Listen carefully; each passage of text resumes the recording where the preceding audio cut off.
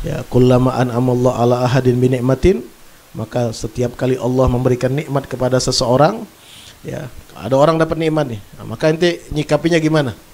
Kalau ente ridha, senang, lapang hati nerimanya, ada orang dapat nikmat, ente nggak senang hati pun tetap ya sudah diputuskan Allah pasti dapat. Nggak bisa diganggu gugat, bukan kayak juri bisa ada naik banding gitu pengadilan dunia.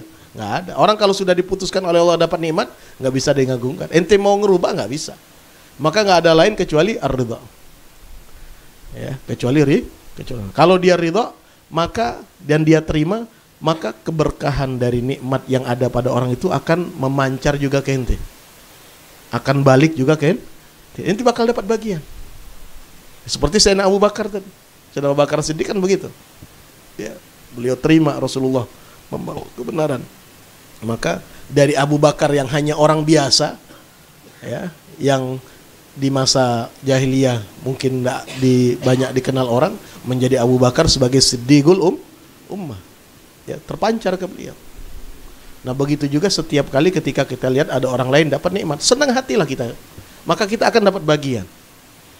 Kita akan dapat bagian. Setidak-tidaknya hati kita tidak akan tergores, hati kita tidak akan terbuang energi untuk apa? Untuk menjadi penat dan capek memikirkannya. Gitu. Tapi kalau kita hasud, nah, jadi buang energi kita. Karena apa? Kalau orang hasud itu kan selalu mikirin orang yang dihasuti. Yang dihasuti belum tentu mikirin dia. Ya, dia siang malam mau gimana caranya mau menghancurkan, gimana caranya mau mencaci maki, gimana caranya mau mendiskreditkan. Nah, buang waktu akhirnya.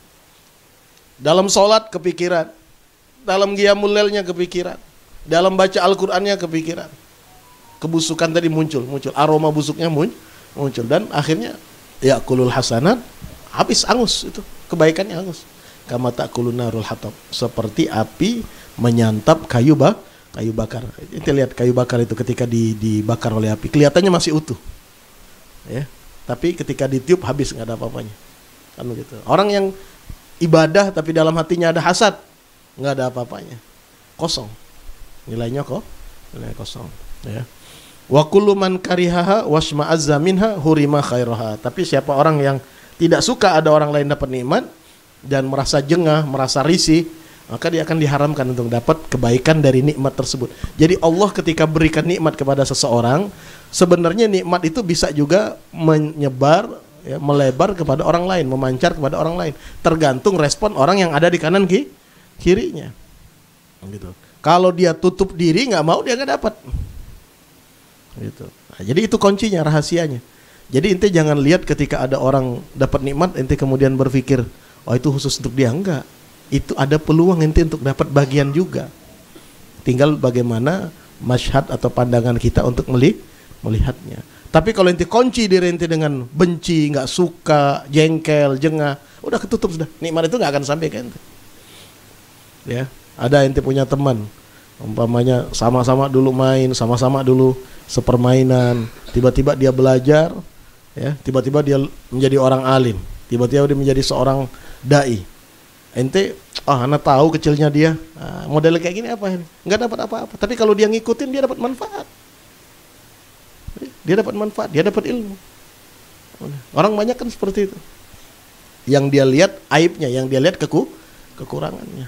Karena orang yang sifat hasad itu selalu matanya ainus sukhut, pandangannya pandangan kebencian. Jadi di matanya hanya ada aib, ada cacat. Dia nggak bisa melihat dengan pandangan bersih, ya. Wastaddal adza wal bala alai, dan yang lebih resikonya tinggi tadi, dia akan sakit hatinya jadi lebih parah. Ya, jadi capek dia.